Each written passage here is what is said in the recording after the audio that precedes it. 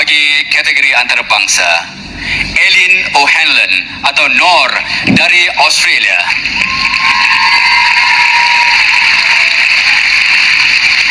Seperti seorang pergawati Eileen kita ya, berasal dari satu daerah antara Brisbane dan Sydney dan beliau menuntut di Australia National University, telah belajar bahasa Melayu. Nah, perlu diketahui ya kawan-kawan, bahwasanya Australia ya, membuka universitas mereka untuk ada pelajaran bahasa Indonesia.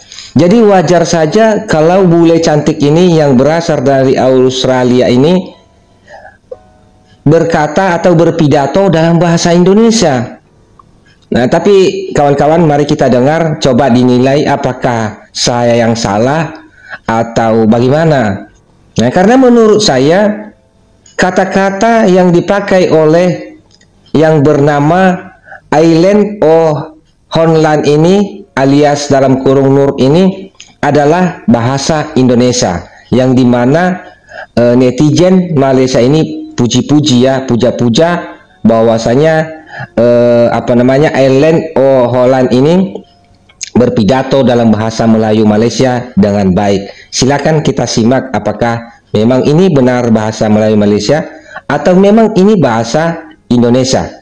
Oke, selamat menyaksikan. Dan seorang lagi pemidato bagi kategori antarabangsa, Eileen O'Hanlon atau Nor dari Australia.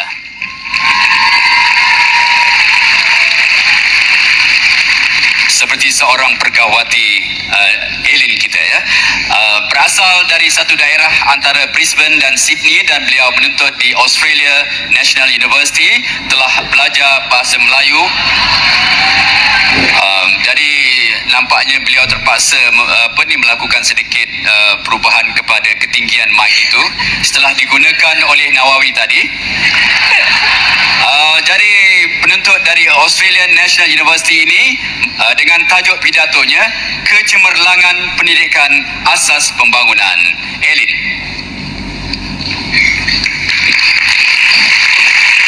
Terima kasih. Yang amat berhormat Datuk Seri Najib Tun Razak, Timbalan Perdana Menteri Malaysia, Dif-Dif kehormat, tuan-tuan, puan-puan, dan saudara-saudari sekalian. Saya ingin tahu, kakak saya ingin tahu, ibu saya ingin tahu, setiap abad, setiap tahun, setiap hari, setiap detik manusia ingin tahu. Sekarang penonton di sini ingin tahu orang ini bercakap apa ya? Ya, penonton di sini telah kena penasaran. Kata penasaran adalah kosakata bahasa Indonesia, bukan bahasa Melayu. Bahasa Melayu tidak mengenal kata penasaran, yang mereka kenal hanya kata ingin tahu. Keingintahuan. Kata keingintahuan juga hanya ada pada bahasa Indonesia. Jika dalam bahasa Melayu, mereka hanya mengenal kata rasa ingin tahu. Seperti hari pertama masuk sekolah. Apabila belajar alfabet A, B, C, belajar hitung 1, 2, 3. Tetapi selepas huruf C, kemudian huruf apa? Dan selepas nomor 3, kemudian nomor berapa? Kata nomor juga hanya ada pada bahasa Indonesia. Jika dalam bahasa Melayu, menggunakan kata nombor.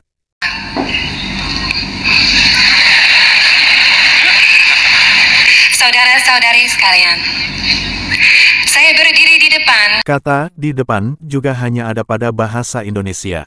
Jika dalam bahasa Melayu, biasanya menggunakan kata di hadapan. Saudara-saudari, tidak untuk mengajar alfabet dan tidak untuk mengajar hitung, tetapi untuk membincangkan tajuk Kecemerlangan Pendidikan Asas Pembangunan Negara. Saya masih ingat hari pertama masuk sekolah, karena kebetulan saya kehujanan. Saya naik motorsikal sama mama dari petani sampai ke sekolah. Dan begitu masuk gedung sekolah, guru melihat saya. Kata guru juga hanya ada pada bahasa Indonesia. Jika dalam bahasa Melayu, mereka menggunakan kata cikgu, bukan guru. Dengan semua pakaian basah. Dan menjemput saya berulang alfabet. Saya mulai A, B, C, tapi tiba-tiba saya lupa. Dan saya bertanya kepada guru, selepas huruf C, kemudian huruf apa, Bu? Jawabannya, tidak apa-apa. Yang penting, otak anak ini sudah mulai berpikir dengan mandiri. Mengapa saya bercerita tentang hari pertama masuk sekolah? Karena Kata karena adalah kosakata bahasa Indonesia. Jika dalam bahasa Melayu, menggunakan kata kerana. bagi setiap orang yang masuk sekolah, di kota, desa, Kata kota dan desa juga hanya ada pada bahasa Indonesia ketika berbicara. Jika dalam bahasa Melayu, mereka hanya mengenal dan menggunakan kata bandar dan kampung. maupun daerah. Angkatkan tangan dan bertanya kepada guru menjadi suatu kebiasaan. Memegang buku dan pena menjadi suatu kebiasaan. Kata kebiasaan juga hanya ada pada bahasa Indonesia dan biasa digunakan ketika berbicara. Jika dalam bahasa Melayu, biasanya mereka menggunakan kata tabiat. Pendidikan menjadi suatu kebiasaan, dan kebiasaan ini yang merupakan kecemerlangan pendidikan. Dan kecemerlangan pendidikan yang menjadi asas pembangunan negara. Sekarang sebagai orang dewasa, sebagai mahasiswi, saya ingin tahu, karena pembangunan negara tidak sesenang ABC 1, 2, 3. Dan pertanyaan saya adalah, pembangunan negara itu apa sebenarnya? Kita boleh melihat di peta negara saya, negara Australia, terletak di antara benua Asia dan Antartika. Tetapi pembangunan negara Australia tidak berasas tanah. Kita boleh melihat di kota Kuala Lumpur, ada gedung yang tinggi, ada jalanan, ada jambatan, ada sekolah, ada rumah sakit. Kata rumah sakit hanya ada pada bahasa Indonesia. Jika dalam bahasa Melayu Malaysia, menggunakan kata hospital. Tapi pembangunan negara Malaysia tidak berasas baja dan besi. Semua ini hanya tanda-tanda dan simbol suatu negara. Karena manusia sendirilah yang harus dibangun terlebih dahulu sebelum pembangunan negara bisa terjadi. Dan kata bisa adalah istilah yang ada pada bahasa Indonesia. Jika dalam bahasa Melayu, biasanya mereka menggunakan kata boleh.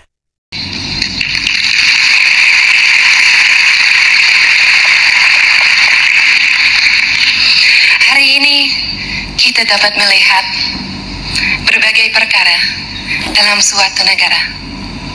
Kita bisa lihat. Dan kata bisa adalah istilah yang ada pada bahasa Indonesia. Jika dalam bahasa Melayu, biasanya mereka menggunakan kata boleh. Sepertinya, bule Australia ini keceplosan menggunakan istilah bahasa Indonesia yang ia pelajari di universitas yang ada di negaranya. Kita bisa boleh melihat banyak perkara di berita seperti krisis ekonomi global. Dan sekarang kita harus mempertanyakan apa yang terjadi. Karena pembangunan negara tidak sekedar mengeksploitasi sumber alamnya untuk menumbuh kembangkan ekonomi, dan pembangunan negara tidak sekedar membangun gedung yang paling tinggi di dunia untuk menunjukkan kekayaan negara sendiri. hanya lewat sistem pendidikan yang cemerlang dapat suatu negara berkembang seperti bunga tropis yang kehujanan setiap hari dan berwarna-warni secara wajar. Tuan-tuan dan puan-puan, saya berdiri di depan saudara-saudari sebagai dewasa, sebagai mahasiswi, sebagai orang yang mencari ilmu. Sekarang saya masuk semester terakhir kuliah dan setiap hari orang bertanya, selepas kuliah, you mau menjadi apa? Selepas kuliah, you mau cari pekerjaan apa? Tetapi selama ini, saya masih menjalani hidup menurut suatu peribahasa yang sebenarnya berasal dari Melayu, yaitu ilmu lebih berharga dari harta.